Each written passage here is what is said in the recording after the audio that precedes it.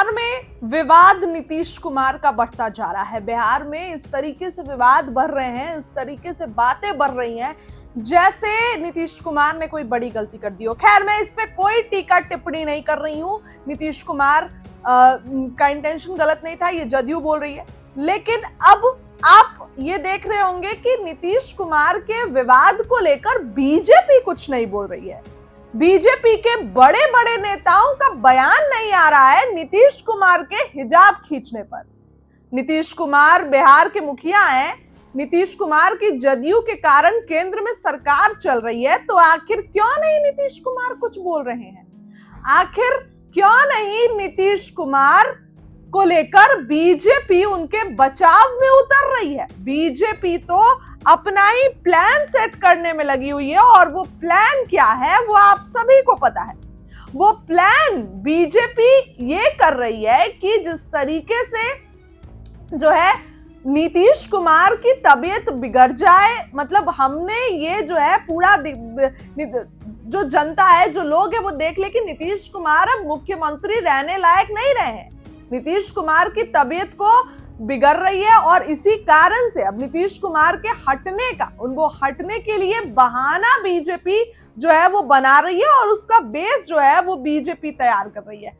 आप देखिए तो बीजेपी कुछ भी नहीं बोल रही है, कोई भी मुद्दे पर बीजेपी का बयान नहीं आ रहा है। कुछ कुछ नेताओं का बयान आ रहा है, लेकिन बिहार में अगर तो बीजेपी के बड़े बड़े नेता का बयान नहीं आ रहा है कि नीतीश कुमार के बचाव में, जिस तरीके से नीतीश कुमार विवादों में है बिहार में, बिहार से बाहर भी, बॉलीवुड इंडस्ट्री से लेकर पाकिस्तान तक नीतीश कुमार विवादों में घिरे हुए हैं। लेकिन भाजपा की तरफ से कोई प्रेस कॉन्फ्रेंस, कोई बयान, कुछ भी नहीं दिया जा रहा है।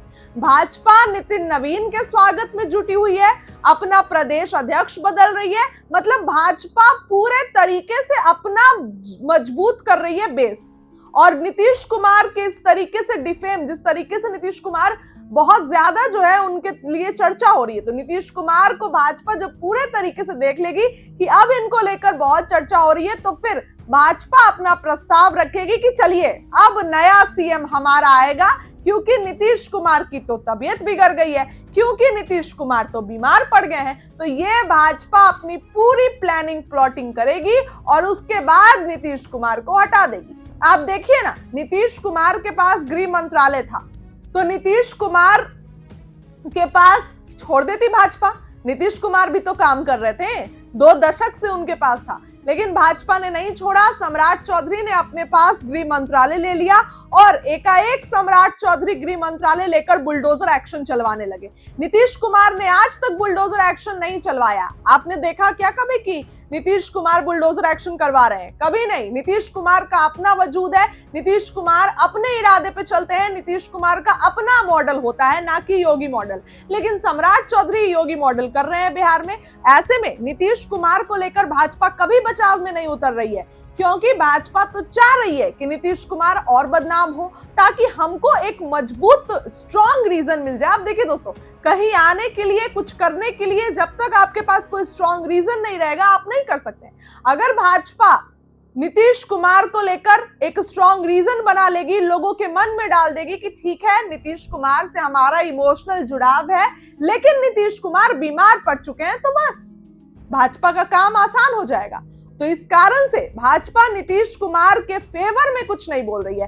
भाजपा के में इतनी सारी जो है वो टॉपिक्स होते हैं, इतने मुद्दे होते हैं, भाजपा प्रेस कॉन्फ्रेंस करती है, लेकिन नीतीश कुमार के मुद्दे पर भाजपा क्यों नहीं प्रेस कॉन्फ्रेंस कर रही है? विवाद जो है वो बढ़ता जा रहा है, बॉलीवुड इंडस्ट्री से लोग आ रहे हैं, पाकिस्तान से धमकी मिल रही है बिहार के मुखिया नीतीश कुमार को, लेकिन भाजपा कुछ भी नहीं कर रही है कि नीतीश कुमार के बचाव में उतरे या फिर कोई लॉजिक दे। भाजपा, गिरिराज सिंह मैं मानती हूँ बड़े नेता हैं, उन्होंने बयान दिया है, लेकिन बिहार भाजपा से किसी का बयान नहीं आ रहा। सम्राट चौधरी, विजय कुमार सिन्हा, किसी का भी जो है वो दोनों जो उनके उप मुख्यमंत्री है, किसी का भी नीतीश कुमार के बचाव में बयान नहीं आ रहा है, ना ही ये लोग कोई प्रेस कॉन्फ्रेंस होल्ड कर रहे हैं। तो ये दिखा रहा है कि भाजपा अपनी जमीन मजबूत कर रही है। भाजपा बिहार में अपना मुखिया रखेगी, केंद्र में अपनी उनकी सरकार है, और भाजपा पूरे तरीके से मजबूत होने की कोशिश कर रही है।